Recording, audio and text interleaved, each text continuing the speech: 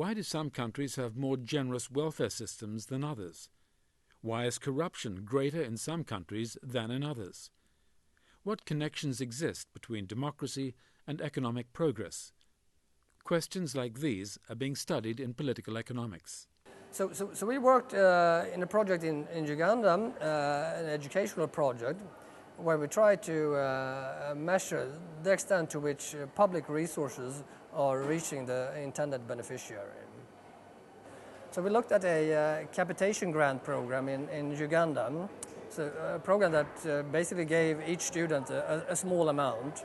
And it was a program that the central government sent money to district offices that were supposed to send them further to the schools, either in kind or in actual cash.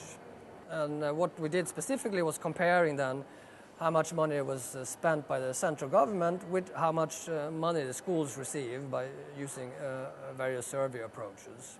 And what we found then initially was that most of these resources never reached the school, so more than 80% of the funds disappeared on the way. So an interesting follow-up that happens when we went public with the information of a large amount of resources disappearing was that the government initiated a newspaper campaign or an information campaign in general, where they started to report when money was sent out to schools and how much they were supposed to get.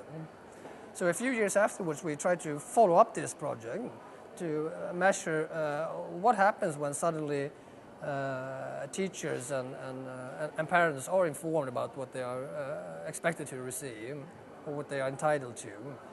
And what we then found was a huge change in outcomes. So before 20% was received, suddenly 80% of the money appeared to the schools. When this became public, it generated a lot of interest. It was a simple policy intervention, and it had a large impact on outcomes.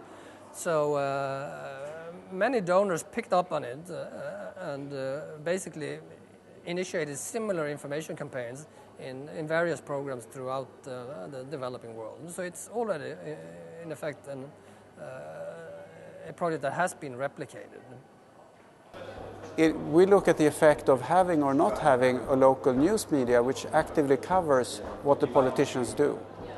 And so in particular we look at House representatives in the US Congress. So there are 439 House representatives, and some of them are in districts where there's lots of media coverage because there's a local newspaper there which covers them. And then we look at, so what about the voters here? We find that the voters in those areas are much more informed about their politicians. They vote more, and we also see that the politicians respond to this. So politicians who are covered in the media, they act differently than those who are not. So they're more prone to work for their local constituency. They tend to work on committees which is relevant for their local constituency, whereas politicians who are not in where their voters don't know what they're doing because there's no newspaper, they tend to work more on things like foreign policy, which might be interesting to the politician but not of great use to their local constituency.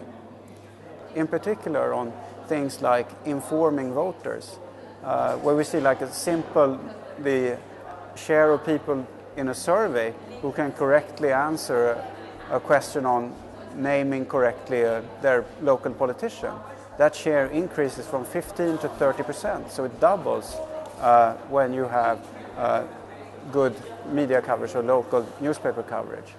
So to me that, often when researchers do studies on large data sets, we find results, but they're rarely this big. Yeah. So there's this accountability. Mass media helps voters to hold politicians accountable, and for that reason politicians work harder to satisfy the voters. And this of course is interesting to us as economists because we're interested in welfare and interested in seeing what type of institutions make politicians less corrupt and more prone to work for the good of the people or for the good of the voters.